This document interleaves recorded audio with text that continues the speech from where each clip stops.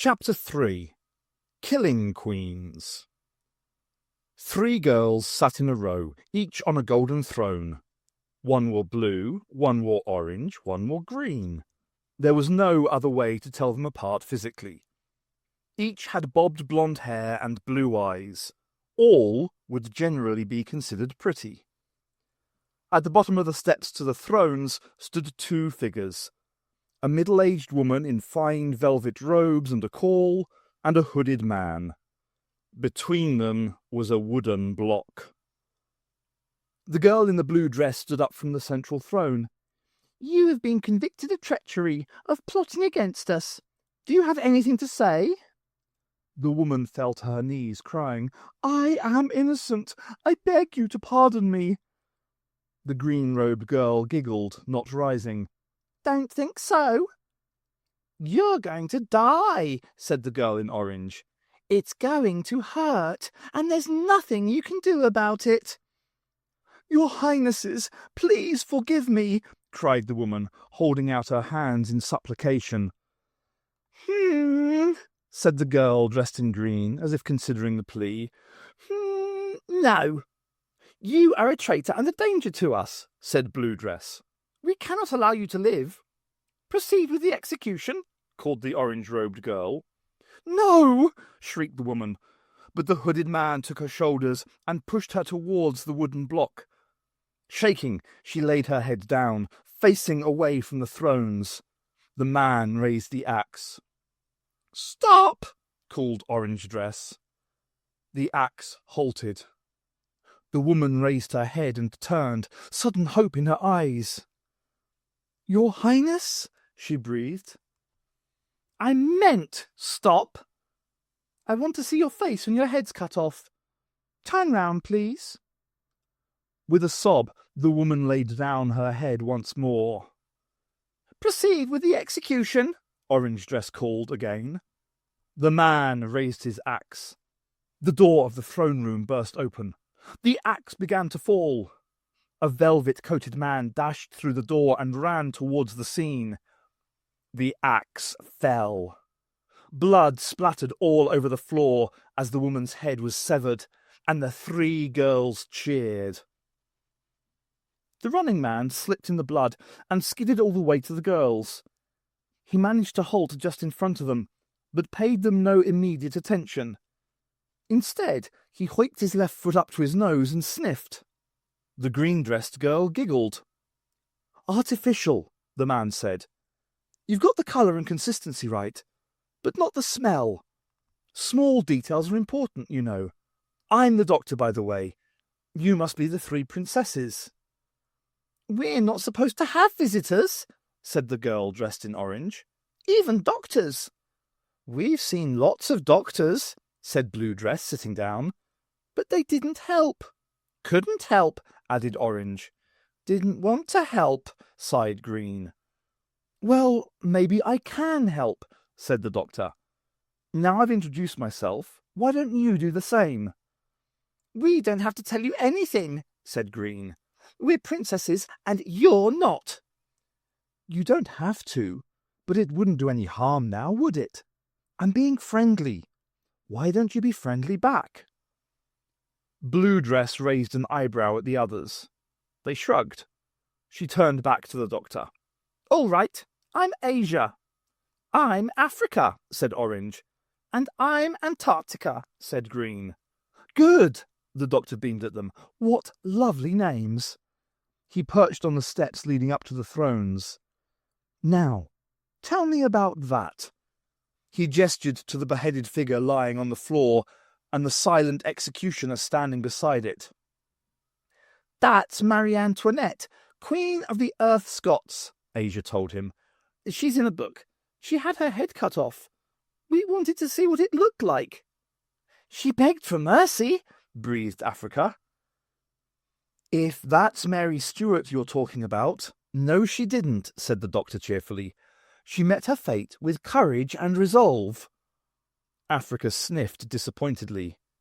"And," the doctor continued, "they didn't cut off her head in one clean stroke. It took several before the head was severed.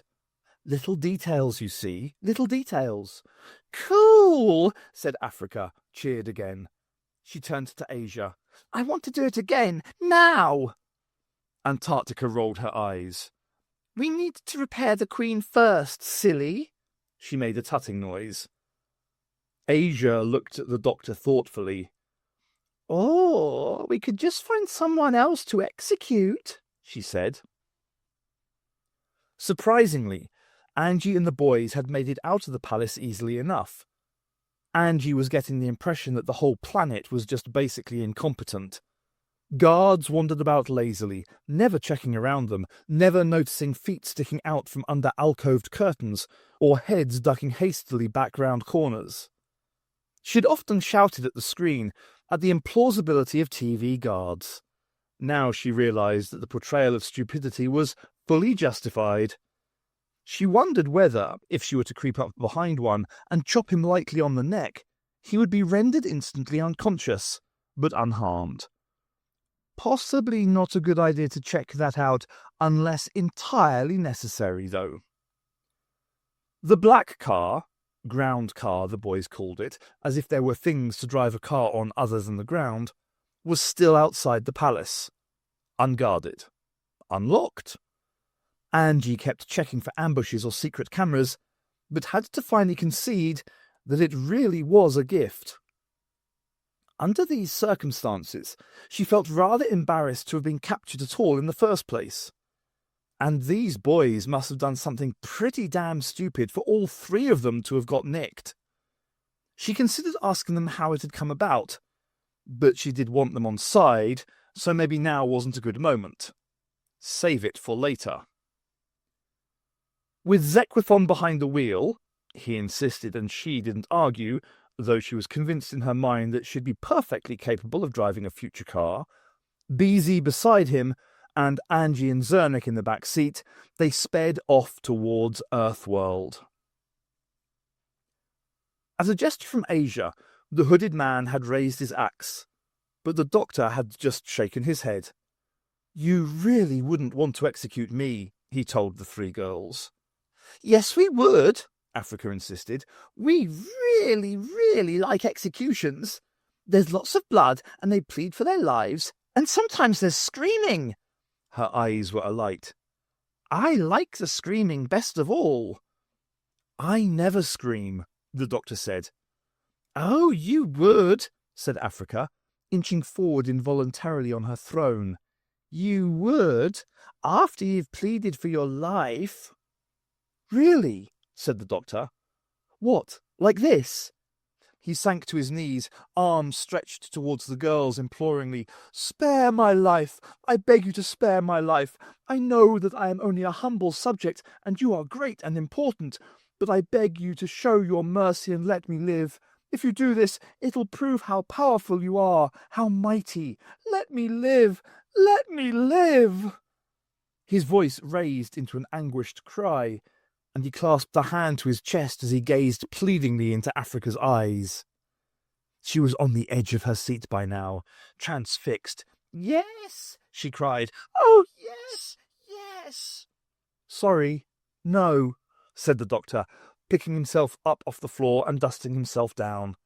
"You'll never get me to do that, I'm afraid. Not if you're threatening to execute me anyway. If, however, you agree to stop threatening me, well, let's just say that the only way you'll get me to plead for my life is by promising not to kill me. Is that a bargain?"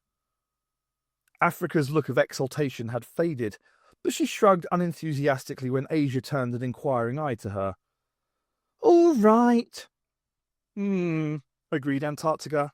"Okay, we won't kill you then," said Asia. "Well, not yet. So, what did you want to talk to us about anyway?" "Oh," said the doctor casually, "I'd just like to ask you a few questions about androids, if you'd be so good." "We don't know anything about androids," yelped Antarctica. The doctor looked pointedly at the severed head of Mary, Queen of Scots. "What my sister means," Asia glared at her, "is why should we tell you anything about androids?"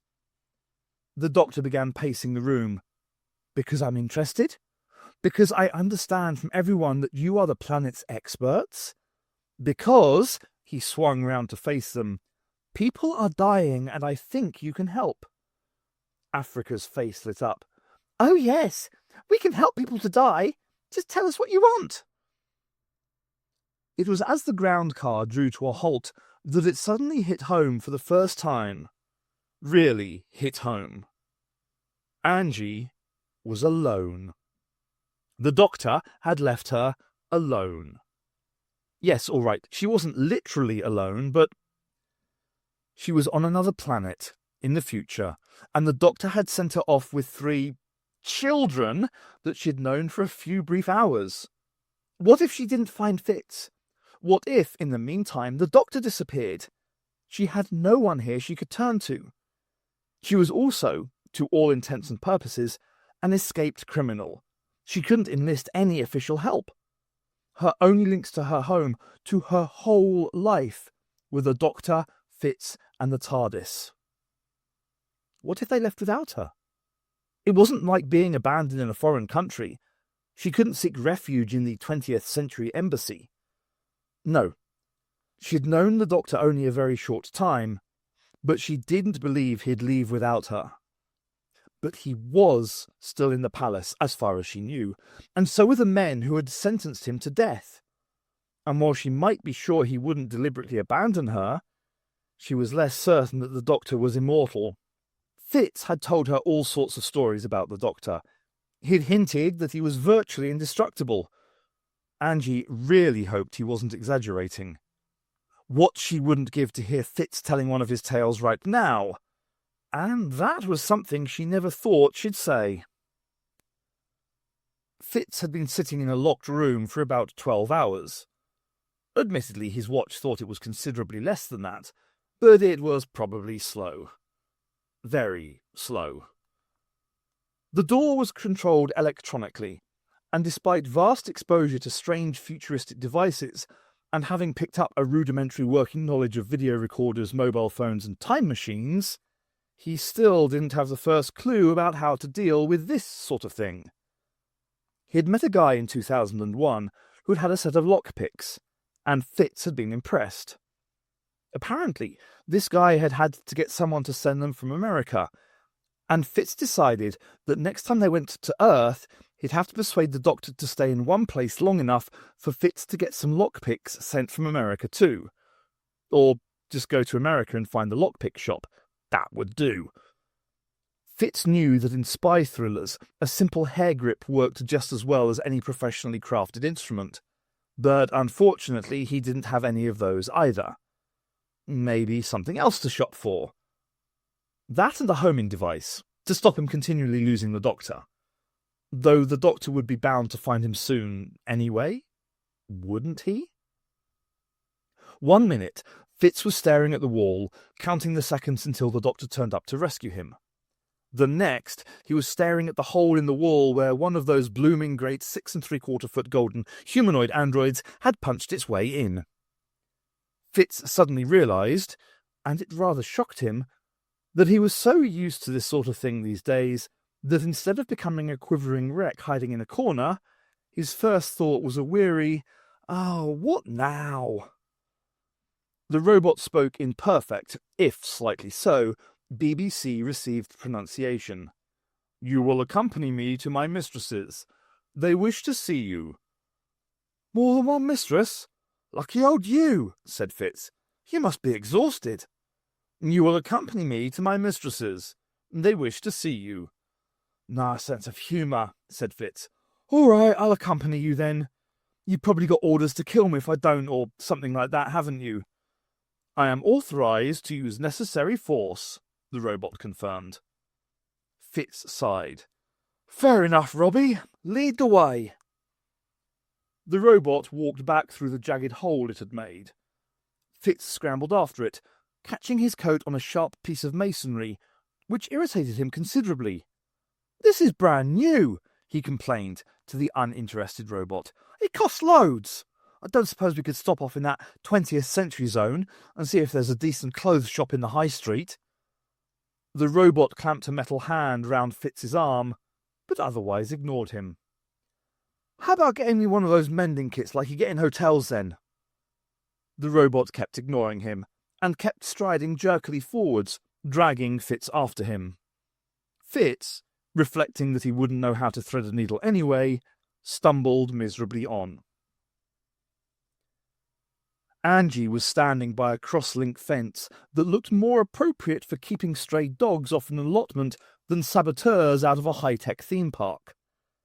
They were apparently near the spot where the Doctor and Anji had exited, but had decided not to go to that exact place. It was an unofficial gate, the boys had said, and they didn't want to risk their luck any further. Zequathon was systematically chopping at the fence with a pair of wire cutters. But there was nothing on the other side anyway, so it seemed, just a continuation of the earthen waste they were currently in. The fence is just symbolic, explained Zernik when she questioned this. There's an energy barrier the other side, through the hologram, and we'll have to get through that too. Anji shuddered slightly, not relishing the prospect of going through a barrier again. Zernik was still speaking. This is just to indicate the line not to be crossed, you see. The whole idea of the walls is that you can't see them. They reflect the image you expect to find in front of you. And I suppose it's a form of psychology, Anji mused. A natural human reaction not to breach obvious barriers. Unless you're a rebel like us, said Beezy, because it's a natural rebel reaction to breach obvious barriers wherever possible. Anji sighed. She was perfectly aware that someone had to go and get that idiot Fitz out of whatever trouble he'd got himself into, and that she was probably the best person for the job. She also acknowledged that she needed some technological assistance. But a trio of rebel children was not her idea of ideal companionship.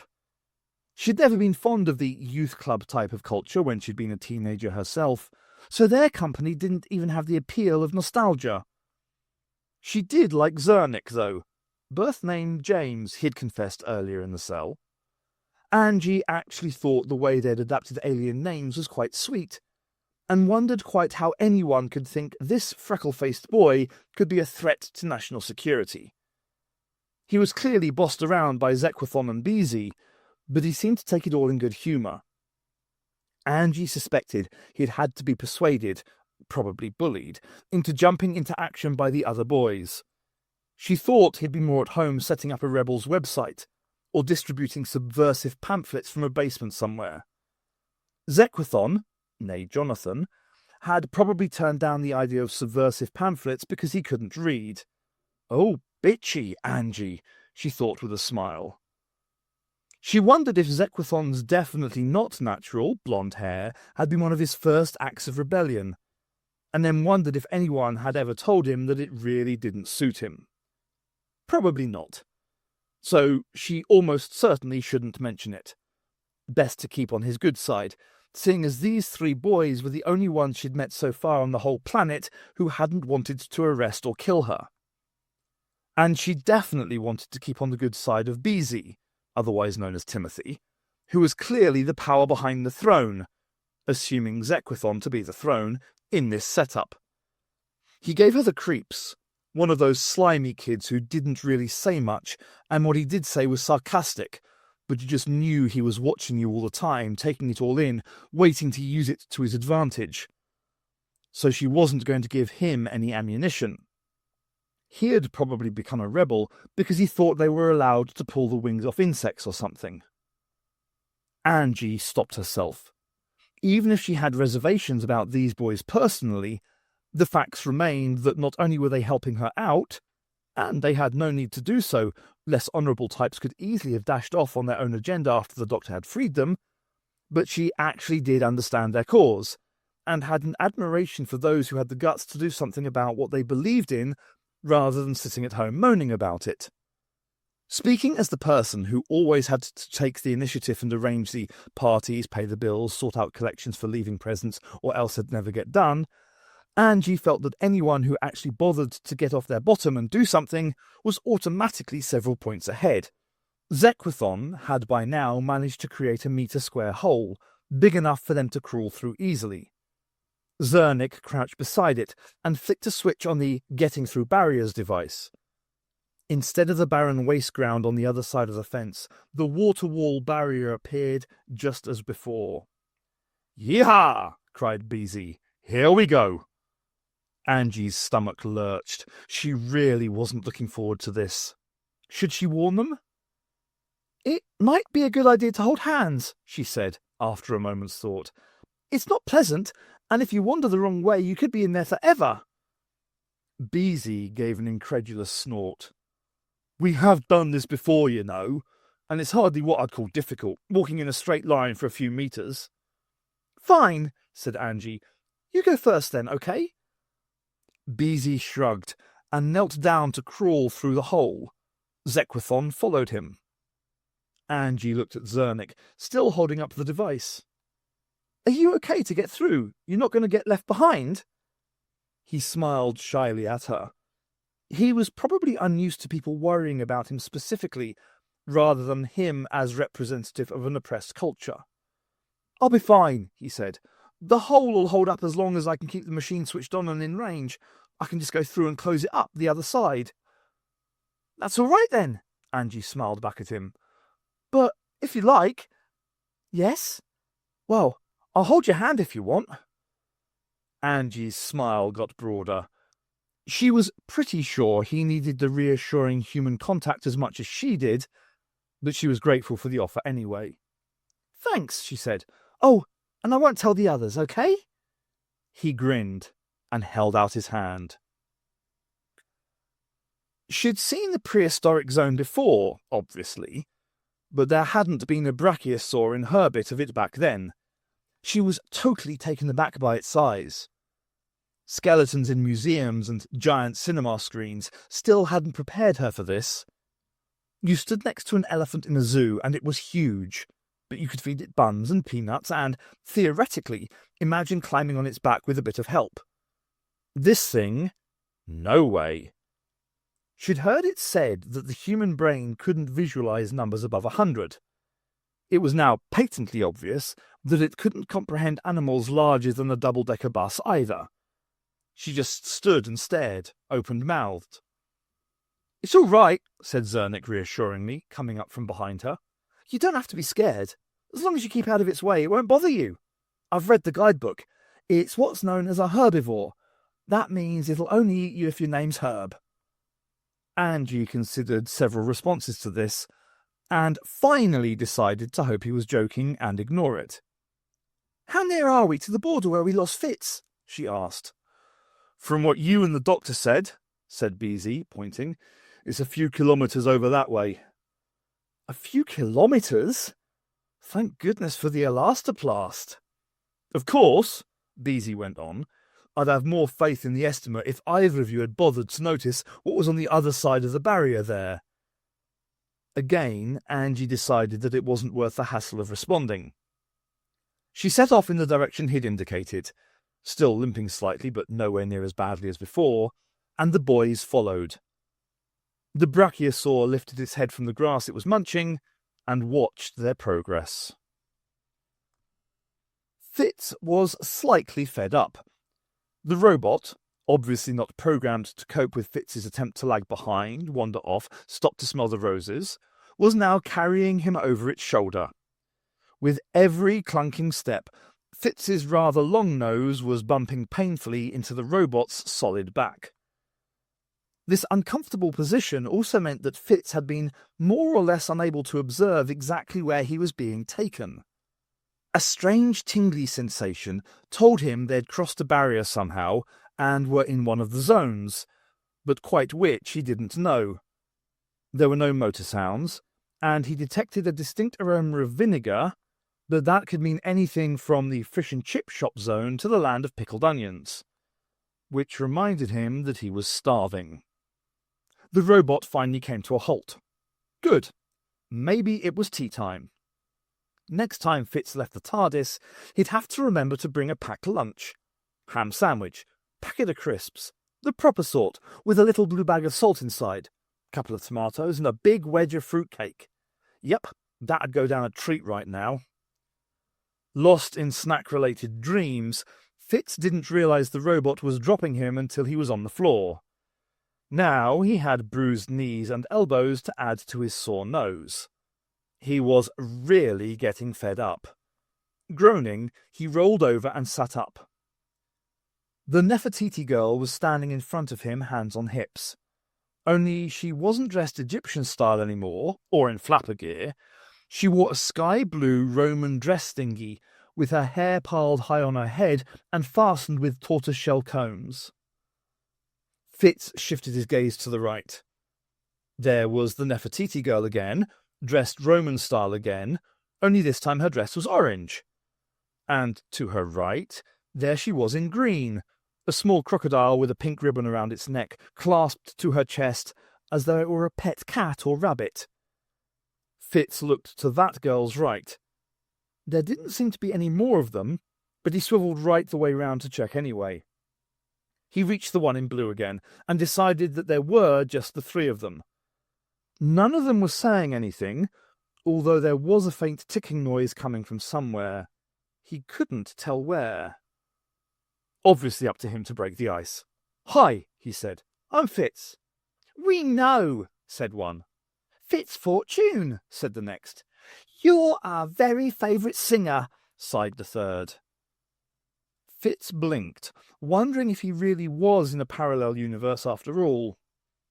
"We were just going out for a treat," said the first, blue girl. "You can come with us," said Orange to her right. Said Fitz. You must be the President's android daughters, right?" The girl in blue looked scathingly at him. "You should choose your words more carefully for greater accuracy," she said. "How could the human president have android daughters?"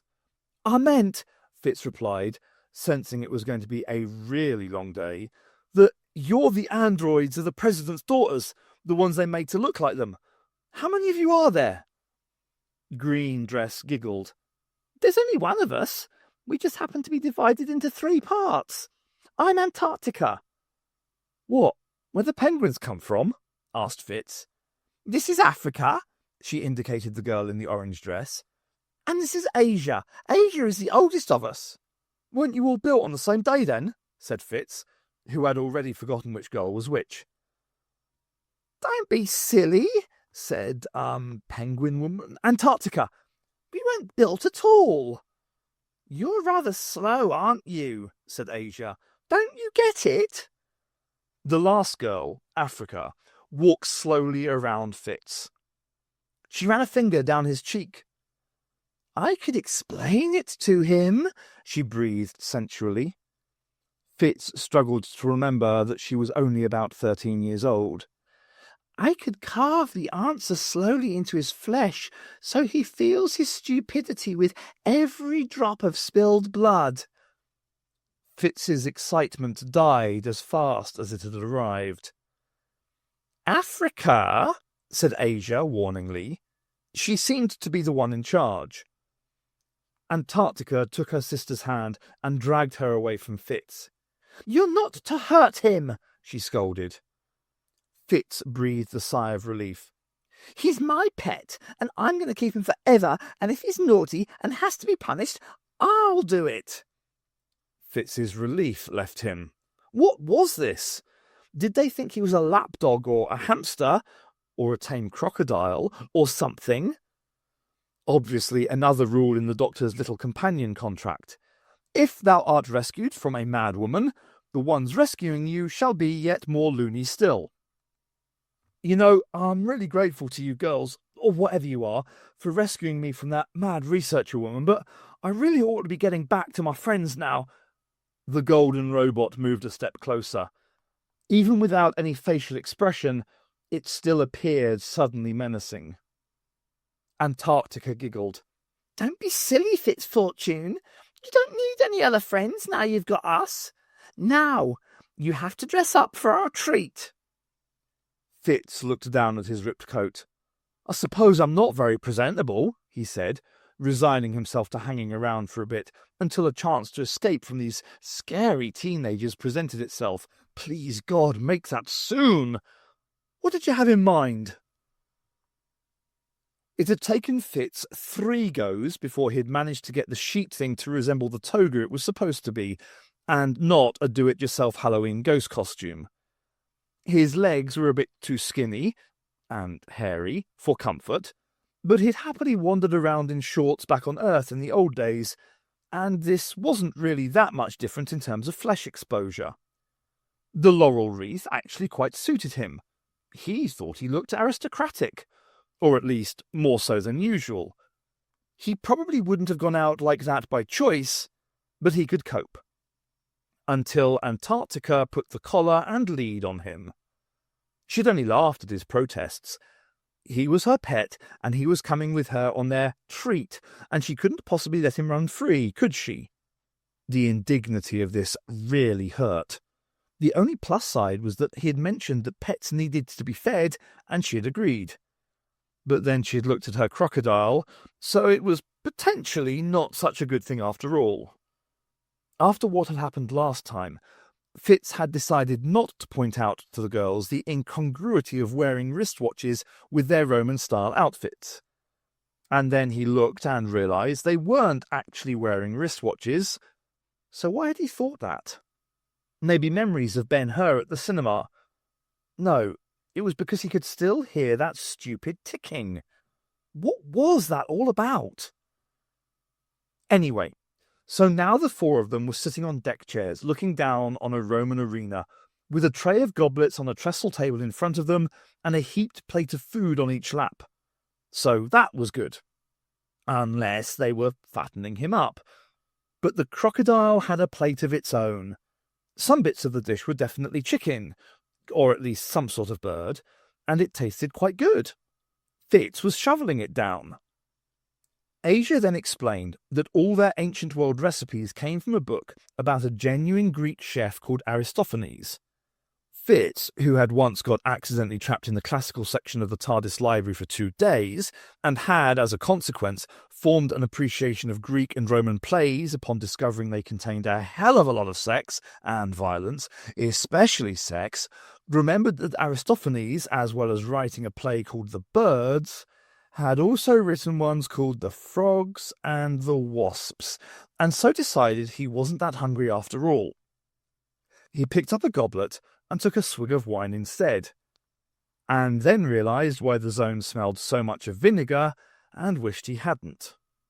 Hopefully the entertainment was better than the catering.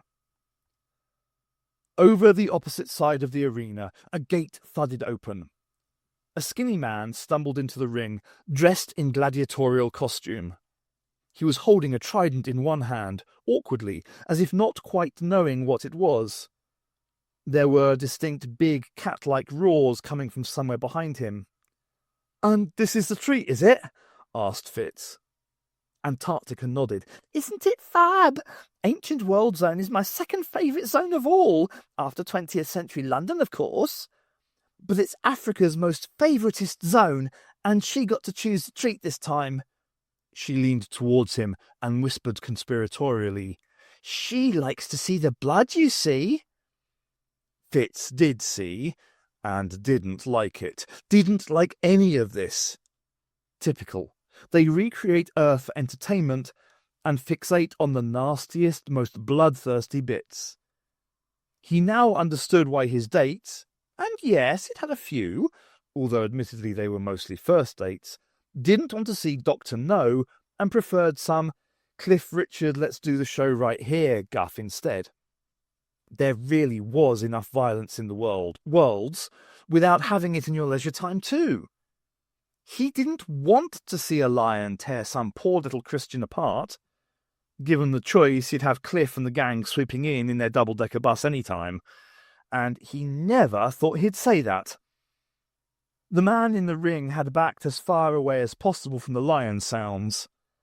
Fitz stared down, and even from such a distance he could see the horror in the man's face. He turned to Antarctica, his face impassive.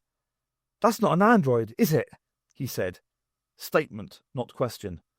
"Everyone here is supposed to be androids, but no one is. Not me, not you, not that poor man down there." She rolled her eyes in an exasperated but amused fashion.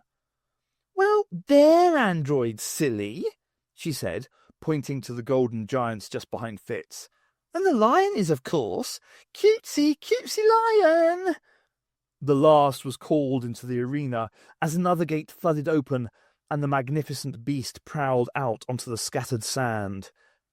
It didn't look quite right, legs too long, and the tail was more like a horse's. But the teeth were spot on. The man in the arena raised the shaking trident. It didn't look very effective. Antarctica was cooing to the lion. Africa was leaning forward, eyes gleaming with bloodlust. The third triplet, Asia, cooler than the others, smiled slyly over at Fitz. "This is our world. They made us build it for them, but now it's ours, and we're going to keep it. If people insist on coming in, they have to play our games. That's the price of admission. So don't try to rescue him. You're not allowed." She gestured at the menacing golden robots. And Fitz realised, with a horrific sudden stomach collapse feeling, that he hadn't even been considering rescuing the man.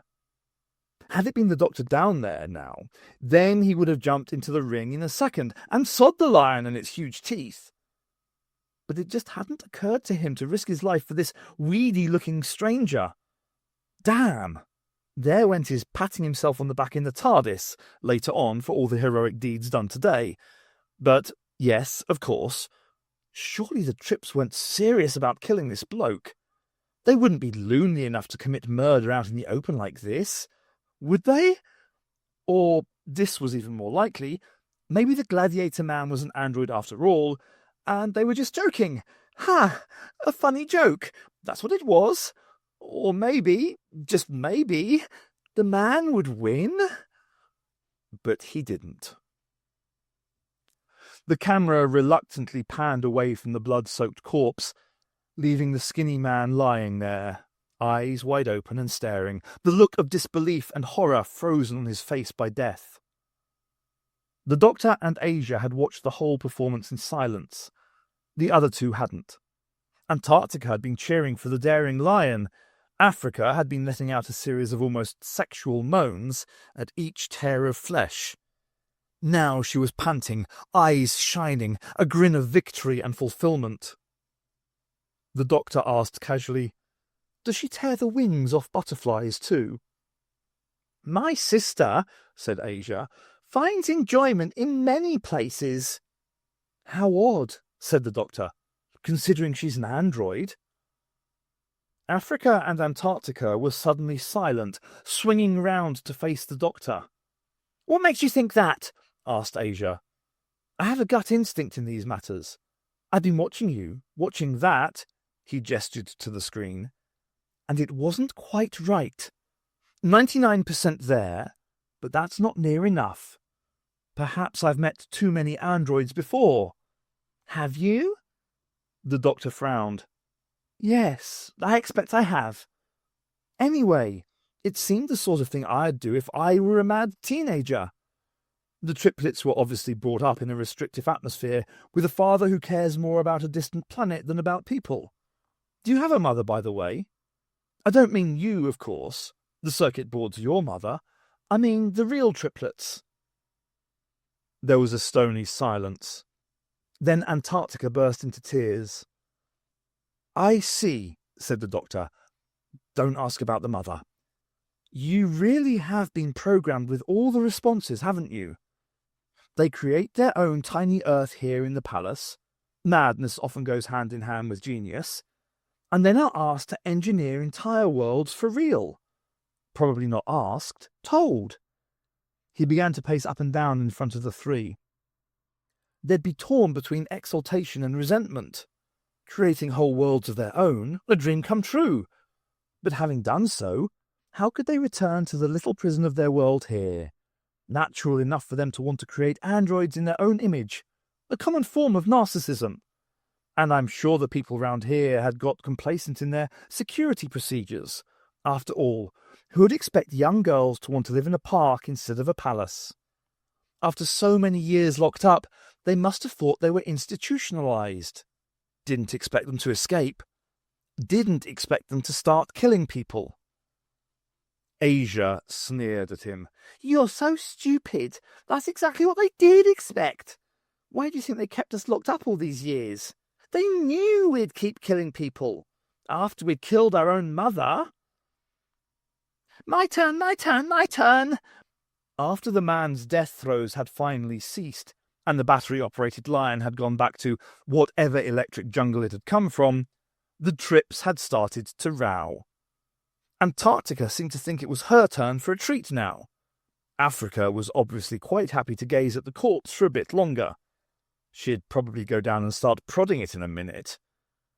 Asia was regarding them both in a scornful, yet strangely indulgent way. The big sister. Fitz thought she was probably the most stable of the three, but then that was rather like saying that the Pacific was probably the least wet of all the oceans. In the end, in the manner of foot stampers everywhere, Antarctica got her own way. She was to have her treat. What would it be, Fitz wondered? A recreation of the St. Valentine's Day massacre? Romantic, yet blood-soaked. The English Civil War? Possibly a problem. Fitz had placed the trips as Roundhead by inclination, but they'd undoubtedly prefer the Cavalier costumes. Fitz tried to put on a mask of eager anticipation while Antarctica decided. He didn't really succeed. The look of shock when he heard what she had to say was perfectly genuine, though. I want a Fitz Fortune concert. Pardon? Said Fitz. Antarctica ignored him. I do. I want a Fitz Fortune concert by Fitz Fortune now. Do I get any say in that? Glare from Antarctica. No, obviously not. Fitz Fortune is my favourite singer ever, and I love him, and I want a concert now. Fitz marvelled at his successful self-publicity. How come he had never got this sort of attention from teenage girls back home? Of course, they had actually heard him sing, and they weren't, on the whole, homicidal lunatics. Ladies, I'd love to oblige, really I would, but I'm afraid I don't have my guitar with me, and Fitz Fortune Sound's guitar is just not Fitz Fortune at all. Antarctica glared at him. Asia turned to stare. Even Africa tore her eyes away from the gladiator's bloody remains. And Fitz realised that saying, "Ha, they're homicidal lunatics," in his thoughts was one thing, but for goodness sake he'd just seen them have a man ripped apart, and just because they looked like the babes in the wood didn't mean they were any less likely to kill him than any of the other homicidal lunatics he'd met, and there'd been a few. Do you possibly have a backing tape?" he asked. Africa had wanted to hold the concert in the Roman arena, because then if Fitz wasn't very good, they could sit the lion on him and at least have fun that way. Fitz had tried a half-hearted, "My friends will be looking for me," defence, but it didn't seem to worry them. Antarctica had ridiculed her sister's suggestion that her beloved Fitz Fortune might be a bit poor, because he was the greatest pop star in the whole world. Fitz, however, did not find this comforting. Asia had remarked that the 20th century was probably the best setting for a 20th century act, and Antarctica had jumped up and down going, "Yes, yes, yes!" So off to the 20th century London zone they went. They rode in a horse-drawn chariot to the border, but Fitz barely noticed. He didn't even twitch when Antarctica's crocodile wandered over and sat down on his foot. For the first time in his life, he had real, head-pounding, butterfly-stomach, eyes-staring, legs-frozen stage fright. The trips must have some major publicity machine going. No more Elvis. Every 20th century London zone wall had a Fitz Fortune poster pasted on it. Fitz was pictured in purple crushed velvet, raising a knowingly sexy eyebrow to the unseen crowd, full length in black leather, microphone in hand, in high-necked beetle suit, and, more disturbingly, a beetle haircut in place of his scruffy locks, and with an all-girl blonde backing group who looked suspiciously familiar. The first was Fitz's favourite. He thought the unknown artist had definitely managed to capture the essential hymn. He wondered if he could half-inch one for his room back in the TARDIS. If he got out of it alive, of course. At least the posters didn't say for one night only. The concert hall was superb, a far cry from Molly's in Soho, where he used to strut his funky stuff when he was much younger and another person. He had a dressing room with a gold star and a big bowl of lavender-scented talcum powder. He assumed this was another historical detail they'd misinterpreted somehow, but didn't want to inquire too deeply. Or perhaps stars really did have talc in their rooms? You know, in case of pop star's foot or something, and he just didn't know about it because he hadn't been one. He flirted briefly with the idea of escape, but there were giant gold robots outside the door. And they'd given him a Fender Stratocaster with Fitz painted on it in glitter, so if he had to go, this was as good a way as any. He'd changed into a gold lame suit and black silk shirt, all a perfect fit. He looked in the mirror before he left the room. Cool. Damn cool. The gold robots led him out to the stage. He was expecting to feel ridiculous, him in front of an audience of 3. But the lights were shining so brightly into his eyes that he couldn't tell who was out there. And the atmosphere. It wasn't the echoing silence of a near-empty room. It was the hush of anticipation. He stepped forward to the microphone and played his first chord. And suddenly, to his great surprise, Fitz's fortune lived again. He gave them Groovy Weekend, You Broke My Heart, Bikini Girl, and Upside Down in Venice, his all-time classics. He gave them Song for Sam, which he'd meant as a romantic gesture, but she'd said the title sounded like a serial killer. Then a medley of his personal hit parade, Shakin' All Over, 3 Steps to Heaven, Chantilly Lace, and, in a brief moment of desperation, I Wanna Be Bobby's Girl.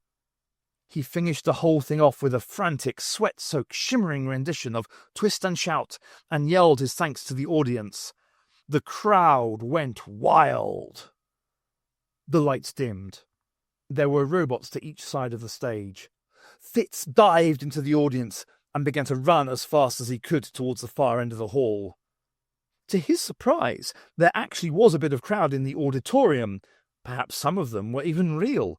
They were on their feet, a standing ovation. Boy, how they loved him! But he had been good. Better, he'd been great. A happy memory to while away his time when safely back with the doctor, which would be soon, soon, soon. He was halfway down the aisle now, and he could hear a triplet screaming in rage. Antarctica, his mind said, but he wasn't turning to look. The screams were picked up all round. But hey, they weren't screams of rage. They were screams of delight, screams of worship. The crowd was surging towards him, arms outstretched, crying out its love for him. He pushed his way through, not caring if he was breaking hearts as he went. They grabbed at his clothes, his hair, tearing out bits from the roots. How come all pop stars weren't bald? Nearly there, nearly free. The triplets' voice were distant. The crowd was preventing them getting through. He was going to make it. Fitz, freedom, fortune, nearly there. 2 yards from the doors, and Fitz was brought down by a gang of howling girlies. He was really embarrassed. Back in his dressing room, changing into a non-ripped suit, purple velvet, Fitz sighed. It wasn't just that he'd been recaptured and locked up. For the first time ever, he'd been wanted desperately by a horde of screaming women, and he wasn't allowed to capitalize on it. They wanted him so bad. Lying on the ground, he'd been grabbed and stroked and touched and, ooh, don't start thinking about it all now because he'd be close to tears. One of the audience, a stunning redhead of 20-ish, who, you never know, may not have been an android, had thrust her address and contact number in his pocket. A gold robot, acting on orders for Antarctica, had removed it and scrunched it up. Fitz, Antarctica had said, as he was carried away from all the hot babes, was her pet. No one else could have him. And she wanted a Fitz Fortune concert every single day, and no more naughty attempts to escape. Fitz didn't think he'd be able to oblige concert-wise, even to save his neck. Now the adrenaline had gone, he wanted to sleep for a week. But he had been so good. In many ways, he didn't blame her. They'd recorded the concert and left him with a Walkman-like device, Despite having travelled all around the universe, he still felt dead clever when he recognised future Earth gadgets, so he could listen to how fab he was and psych himself up for next time. He'd been good before, back in the old days, and he'd known it. Not in any big-headed way, but he wasn't one for false modesty either. In the wannabe rockstar league, he had been one without the opportunities rather than without the talent. After a few years gadding about the universe, though, with not all that much time for practice, he'd expected to be a bit rusty, not bloody hell better than ever. And then he realised. It wasn't him. One of the things that Fitz had been trying to shut from his mind was his recent discovery that he wasn't Fitz. It was a bit complicated, and his understanding of it was hindered by the way his mind automatically stuck its fingers in his ears and yelled, "La la la, can't hear you," every time the subject threatened to come up. What had happened was, Fitz had been replaced with a copy. The real Fitz whisked off elsewhere. Over the years, memories of the copy were imprinted onto a lump of biomass, until only a Chinese whispers version of the Fitz copy remained. The Fitz copy had then been taken to the TARDIS, and the TARDIS had remembered it into the Fitz it had known in the first place. Neither the new Fitz nor the Doctor had realised he'd only been a copy to start with. And the real Fitz, the biological, born on Earth, went on the run with the Doctor Fitz. Well, he grew old waiting for the Doctor to rescue him. He lived for thousands of tormented years, and then he was killed. Fitz was dead. Long live the Fitz copy. Real Fitz had been good at the guitar. Real Fitz could sing. The TARDIS had known that and remembered him thus. Not as a guy who hadn't played for a while and needed a bit of practice, but as somebody who was bang up to date right that second, damn good. He wasn't real. This wasn't him. No, it was him, but he wasn't Fitz. He wasn't really anybody. Not an actual person at all. Fitz, the Fitz thing, threw off the headphones and curled up in the corner of the dressing room, hugging its knees. It suspected that the real Fitz would have cried. But it wasn't the real Fitz, so that wasn't allowed.